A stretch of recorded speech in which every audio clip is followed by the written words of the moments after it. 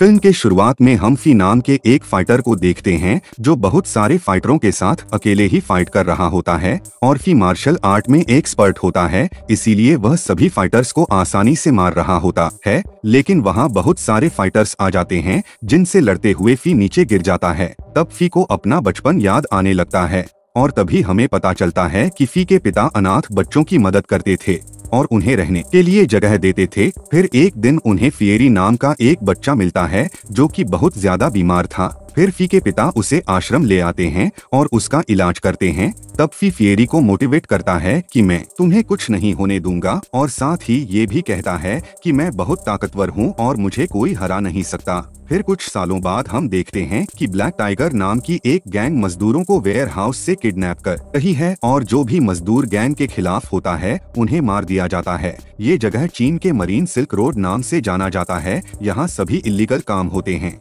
इसके अलावा यहाँ नॉर्थ सी नाम की और एक गैंग भी है जिसकी ब्लैक टाइगर गैंग से पुरानी दुश्मनी है। ब्लैक टाइगर गैंग फॉरेनर्स के साथ बिजनेस करने के अलावा अफीम और ह्यूमन ट्रैफिकिंग जैसे इलीगल बिजनेस भी किया करती है। इस गैंग के 3 बड़े बॉस हैं जिन्हें टाइगर कहकर बुलाते हैं। इसमें पहला टाइगर नॉर्थ ईवल है जो कि मजदूरों का लीडर है और दूसरा ब्लैक क्रो है जो कि जुए का बिजनेस संभालता है और इस जगह से ही ज्यादा पैसा आता है। उसके बाद तीसरा ओल्ड स्नेक है जो कि ह्यूमन ट्रैफिकिंग करता है और बहुत ही अयाश इंसान है। इन तीनों टाइगर्स का बॉस और इस गैंग का लीडर मास्टर लुई है जो कि तीनों टाइगर्स को अपना मुंह बोला बेटा मानता है।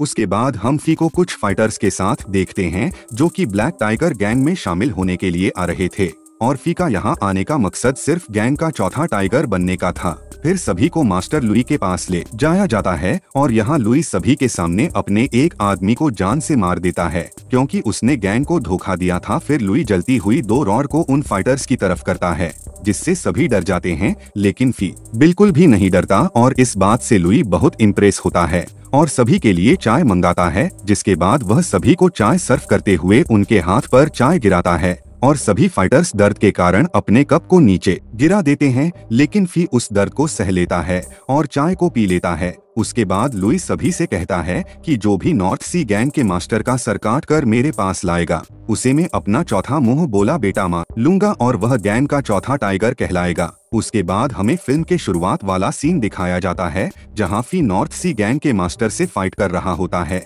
फिर दोनों के बीच बहुत ही खतरनाक फाइट होती है पर फी मास्टर पर भारी पड़ता है और उसका सिर धड़ से अलग कर देता है। फिर उसका सिर लेकर वहां से भागने वाला होता है कि तभी वहां नॉर्थ सी गैंग के लोग आ जाते हैं और फी से लड़ने लगते हैं। फिर फी उनसे जी जान से लड़ने लगता है पर आखिर में एक फाइटर उसे नीचे गिरा देता है। तब फी का साथी बिग टूथ उसे बचाने के लिए वहां रखे पटाखों को जला देता है जिससे सभी फाइटर्स डिस्ट्रैक्ट हो जाते हैं और बिग टूथ मौका देखकर फी को वहां से बचा कर ले जाता है। उसके बाद मास्टर लुई फी के हाथ में नॉर्थ सी मास्टर का सिर देखकर उसे अपना चौथा बेटा मान लेता है और अपने तीनों बेटों को कहता है कि वह इतने सालों में जो काम नहीं कर पाए वो फी ने एक दिन में कर दिया और साथ ही कहते हैं कि ये किसी भी हालत में मरना नहीं चाहिए। उसके बाद यहाँ पर बिग टूथ फी से दोस्ती करता है और अपने बारे में बताकर वहाँ से चला जाता है और तब फी फिर से अपने बचपन की यादों में खो जाता है जहां वह अपने दोस्त फियरी चुन और लिटिल फा के साथ खेल रहा था। फिर घर आने पर उसे पता चलता है कि लिटिल फा को कोई आदमी पकड़कर ले जा रहा है, इसीलिए फी अपने दोस्तों के साथ उसे बचाने के लिए जाता है, लेकिन वह आदमी फी को किक मार कर लिटिल फा को ले जाता है। फिर अगले ही दिन फी के पिता उस आदमी को पकड़ लेता है। तब उन्हें पता चलता है कि लिटिल फा को उसने बेच दिया है। उसके बाद हम प्रेजेंट में देखते हैं कि नॉर्थ सी गैंग के मास्टर का बेटा वहां पर वह अपने पिता का कटा हुआ सर देखता है और तब वह कसम खाता है कि मैं अपने पिता के मौत का बदला जरूर लेकर रहूंगा। दूसरी तरफ फी गैंग के रूल के अकॉर्डिंग अपनी बैक पर टाइगर का टैटू बनवाता है। तब टैटू आर्टिस्ट उसे गैंग के बारे में कुछ खास बातें बताते हुए कहता है कि गैंग का पूरा पैसा एक ऐसे लॉकर में रखा जाता है जिसकी 2 चाबियां हैं। उन चाबियों में एक सिल्वर चाबी है और दूसरी गोल्ड चाबी है। उनमें से एक चाबी लुई के पास है और एक चाबी ओल्ड स्नेक के पास है। फिर रात में मास्टर लुई सभी के सामने फी को अपना चौथा बेटा बनाता है और इसी दौरान हम ऑर्फन नाम की एक गैंग को देखते हैं जो कि ब्लैक टाइगर गैंग से बदला लेकर मजदूरों को न्याय दिलाने की कसम खाते हैं। जिसके बाद फी धीरे धीरे नॉर्थ सी गैंग के लोगों का सफाया करके उनकी जगह छीनने लगता है और एक खतरनाक टाइगर बन जाता है। और फी अक्सर आर्किड नाम के एक वैश्या के पास जाता है जो फी की अच्छी फ्रेंड थी। यहाँ आर्किड की बातों से पता चलता है कि वह फी को पसंद करती है, लेकिन फी उसे सिर्फ अपनी दोस्त मानता था। फिर फी आर्किड को बताता है कि उसके पिता के दुश्मनों ने उनका अनाथ आश्रम जला दिया था। तब पिता ने सभी बच्चों की जान बचाई, पर उस हादसे में उनकी मौत हो गई। उसके बाद फी चौथा टाइगर बनने की खुशी में अपनी गैंग के साथ सेलिब्रेट करता है, जहां नॉर्थ ईवल भी होता है, जो कि वह फी से बिल्कुल भी खुश नहीं था, जबकि फी की ओल्ड स्नेक और ब्लैक क्रो से अच्छी दोस्ती हो जाती है। फिर यहाँ नॉर्थ ईवल फी को लड़ने के लिए उकसाता है, पर फी खुद पर कंट्रोल करता है। फिर यहाँ हमें पता चलता है कि नॉर्थ ईवल और ब्लैक क्रो की भी आपस में नहीं बनती। तभी ब्लैक क्रो नॉर्थ ईवल का मजाक उड़ाता है, जिससे नॉर्थ ईवल उससे लड़ने के लिए खड़ा हो जाता है। और तभी वहाँ लुई आ जाता है और दोनों को डांटने लगता है। जिसके बाद हम फी की बचपन के दोस्त फियरी और चुन को देखते हैं, जो कि अनाथ बच्चों का ख्याल रखते हैं और ऑर्फन गैंग चलाते हैं। यहाँ फियरी चुन को एक ब्रेसलेट देता है, पर चुन उस ब्रेसलेट को वापस कर देती है। दरअसल फियरी चुन को पसंद करता है, लेकिन चुन फी को पसंद करती है। अगले दिन हम कुछ बिजनेसमैन को देखते हैं जो लुई से 300 मजदूरों को विदेश भेजने की डील करते हैं, जिसके लिए लुई मान जाता है और 300 मजदूरों को किडनैप करके उन्हें विदेश भेजने का सोचता है। उसके बाद फी लुई से पूछता है कि कुछ मजदूर विदेश जाकर काम करना चाहते हैं, तो उन्हें किडनैप करने की क्या जरूरत है। जिस पर लुई बताता है कि बिजनेसमैन उन मजदूरों को हमेशा के लिए खरीदने वाले हैं। और फिर लुई फी से वो को ढूंढने के लिए कहता, क्योंकि लुई को लगता है कि वो अपने पिता का बदला जरूर लेगा। फिर दूसरी ओर फियरी और चुन को पता चलता है कि एक बच्चा बीमारी के कारण मर गया है, जिस वजह से वह लोग बहुत दुखी होते हैं। उसके बाद हमें फिर से फियरी और फी का बचपन दिखाया जाता है, जहां वह दोनों अपने पिता के मौत का बदला लेने के लिए आश्रम में आग लगाने वाले आदमी के पास जाते हैं, लेकिन किसी ने पहले ही उस आदमी को मार दिया था। तभी फी के पिता का एक दोस्त वहां पर आता है, जो कि एक मंक है। वो उन दोनों को अपने साथ ले जाता है और कई सालों तक उन्हें मार्शल आर्ट्स की ट्रेनिंग देता है और साथ ही उन्हें सिखाता है कि बदला लेने से अच्छा लोगों की रक्षा करना होता है। फिर एक दिन दोनों की ट्रेनिंग खत्म हो जाती है, तब दोनों मिलकर ऑर्फन गैंग बनाते हैं और मजदूरों की मदद करने का डिसाइड करते हैं। और इसीलिए फी ब्लैक टाइगर के गैंग में शामिल हो गया, ताकि वह उस गैंग को खत्म कर सकें। उसके बाद हम चुन को देखते हैं, जो कि लोगों के कपड़े सिलने का काम करती है। तभी आर्किड उसे देखती है और उसे सिलने के लिए अपने कपड़े देती है। असल में चुन इस काम के जरिए वह फी को मैसेज भेजा करते थे, जहां फी चुन के बैग में एक मैसेज रख देता है। इसके बाद फियरी और चुन उस मैसेज को पढ़ते हैं, जिसमें ओल्ड स्नेक के पास सोने की चाबी होने वाले जिक्र होता है। इसलिए अगली सुबह और ऑर्फन गैंग प्लानिंग करके ओल्ड स्नेक के हाथ से चाबी छीन लेते हैं। तब ओल्ड स्नेक अपने लोगों के साथ चुन का पीछा करता है और उसे पकड़ लेता है, लेकिन तभी वहां फियरी और उसके साथ ही आकर ओल्ड स्नेक पर हमला करके उसे मार देता है। इसके बाद वह उसकी चाबी की कॉपी लेकर चाबी को वापस उसकी जेब में रख देते हैं। फिर रात में लुई को पता चलता है कि ऑर्फन गैंग ने ओल्ड स्नेक को मार दिया है, लेकिन जब वह उसकी चाबी को देखता है तो वह बेफिक्र हो जाता है और वह इस मौके पर ज्यादा ध्यान नहीं देता। तब मास्टर उस चाबी की जिम्मेदारी नॉर्थ ईवल को सौंप देता है। उसके बाद फी बिग टूथ के साथ जुआ खेलने के लिए जाता है, जहां वह बार बार अपने पैसे हारता है। और अब क्योंकि फी चौथा टाइगर है, इसीलिए वह गैंग मेंबर से बार बार पैसे उधार लेता है, पर आखिर में उसे पैसे देने से मना कर दिया जाता है, जिससे फी को गुस्सा आ जाता है। तब ब्लैक क्रो फी को अपने साथ ले जाकर उसे 50 चांदी के सिक्के गिफ्ट करता है, पर फी उसे 300 सिक्के की डिमांड करता है, जिससे ब्लैक क्रो को गुस्सा आ जाता है और तब फी उसे सोने की चाबी दिखाता है, जो असली चाबी की कॉपी थी। फिर फी कहता है कि उसने नॉर्थ ईवल के आदमी को इस चाबी की कॉपी बनाते हुए देखा था, इसलिए उसने चाबी छीनकर उस आदमी को वही मार डाला। असल में फी का प्लान ब्लैक क्रो और नॉर्थ ईवल को आपस में लड़ाने का था, जहां ब्लैक क्रो को लगता है कि ओल्ड स्नेक को नॉर्थ ईवल ने ही मारा होगा, इसलिए वह अब फी के साथ मिल जाता है और उसकी दिल मान जाता है। इसके बाद दोनों गैंग का खजाना देखने के लिए जाते हैं और ब्लैक क्रो बहुत खुश होता है, क्योंकि उसके पास अब दोनों चाबियां थी। फिर रात में फी मछली पकड़ने के लिए जाता है, जहां फियरी भी मछली पकड़ रहा था। फिर फी उसे मछली देते हुए कहता है कि बड़ी मछली फंस चुकी है।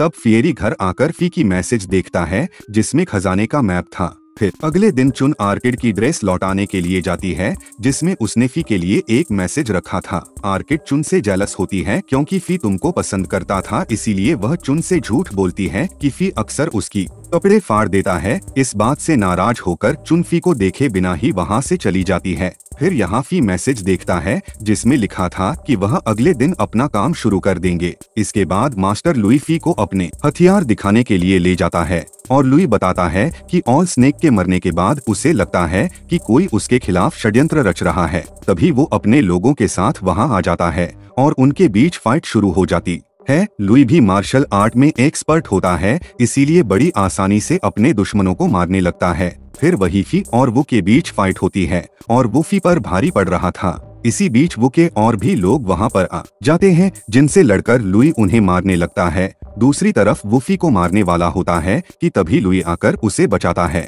जिसके बाद फी मौका देखकर वो का हाथ काट देता है और फी उसे जान से मारना नहीं चाहता था, इसीलिए लुई फी की तलवार पर किक मारकर वो को मार देता है। दूसरी ओर ऑर्फन गैंग लुई के अफीम वेयरहाउस को जला देते हैं। उसी दौरान फिएरी को लुई के लोग देख लेते हैं और उसका पीछा करने लगते हैं। दूसरी तरफ ब्लैक क्रो चुन को भागते हुए देखकर उसका पीछा करता है और इधर मास्टर को कुछ समझ में नहीं आता। तब फी इस मामले को सुलझाने के लिए वहां से चला जाता है। इसके बाद हम फिएरी को उनसे लड़ते हुए देखते हैं, लेकिन ज्यादा लोगों के कारण फिएरी वहां फंस जाता है और वह लोग उसे पकड़ लेते हैं। वहीं ब्लैक क्रो चुन का पीछा करते हुए एक घर में पहुंच जाता है, जहां फी अपने लोगों के साथ पहले से ही उसका इंतजार कर रहा था। यहाँ पता चलता है कि चुन के पेरेंट्स को ब्लैक क्रो ने मार डाला था और अब वह सभी मिलकर ब्लैक क्रो को मार डालते हैं और उससे दोनों चाबियां चुरा लेते हैं। जिसके बाद फी चुन को बताता है कि वह भी उसे प्यार करता है और अगले ही दिन फिएरी को ये बात बता देगा। उसके बाद जैसे ही फी ब्लैक टाइगर के हेडक्वार्टर में जाता है तो देखता है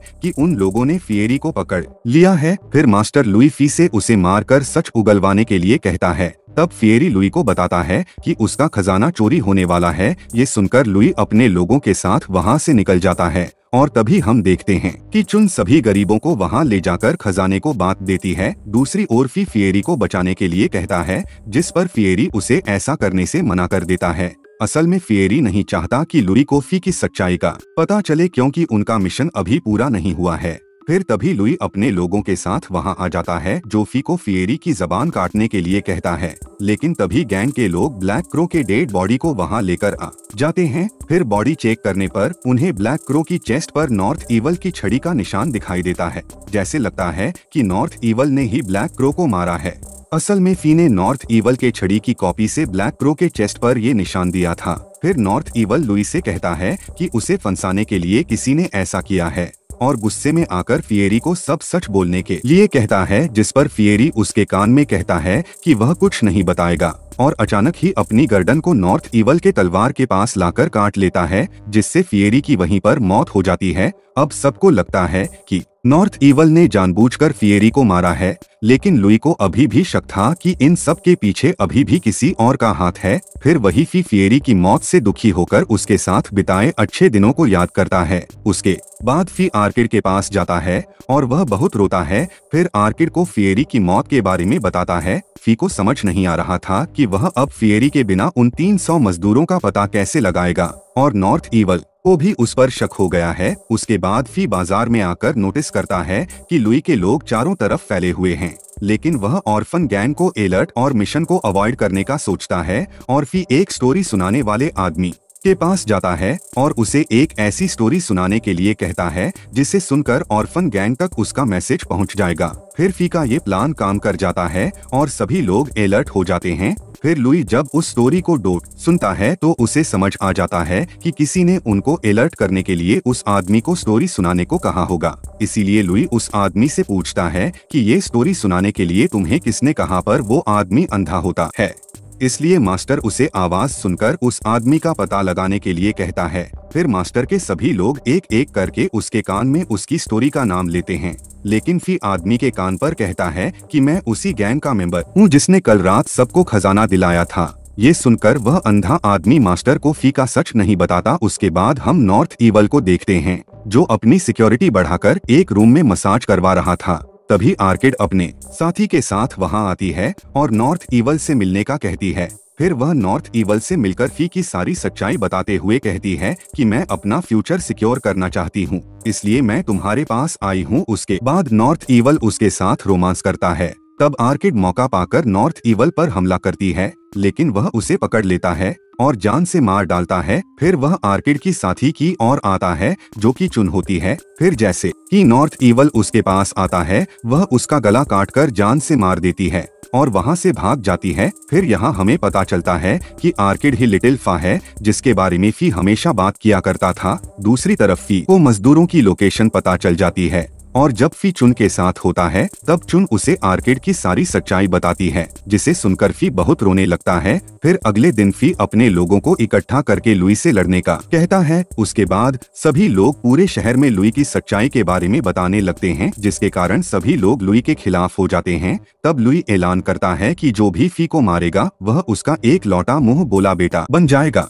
जिसके बाद लुई के लोग पूरे शहर में दंगे करके लोगों को मारने लगते हैं। तभी हम फी को देखते हैं जो अपने साथी को बचाकर ले जा रहा होता है। तब बिग टूथ उसकी मदद करता है और गैंग के खिलाफ लड़ाई करता है। इसके बाद फी अपने साथियों के साथ जाकर उन 300 मजदूरों को आजाद कर देता है और फिर सभी मजदूर लुई के पास जाकर आंदोलन करने लगते हैं। तब फी लुई से कहता है कि अगर उनके बीच लड़ाई हुई तो बहुत सारे लोगों की जान जाएगी, इसलिए उसने फैसला कि सिर्फ वह और लुई आपस में फाइट करेंगे, जिसके लिए लुई मान जाता है। फिर फाइट करने से पहले फी रूम में चारों ओर आग लगा देता है और फिर उन दोनों के बीच खतरनाक फाइट होती है, जिसमें मास्टर लुई फी को बुरी तरह मारता है, पर बाद में फी उन पर भारी पड़ता है और उसे नीचे गिरा देता है। तभी फी लुई का हाथ पकड़कर उसे बचाना चाहता है, लेकिन लोग उसकी मदद लेने से मना कर देता है और खुद ही नीचे गिरकर मर जाता है। उसके बाद फी एक अनाथ आश्रम खोलता है और अपने पिता का सपना पूरा करता है और इसी के साथ ये मूवी यहीं पर खत्म हो जाती है।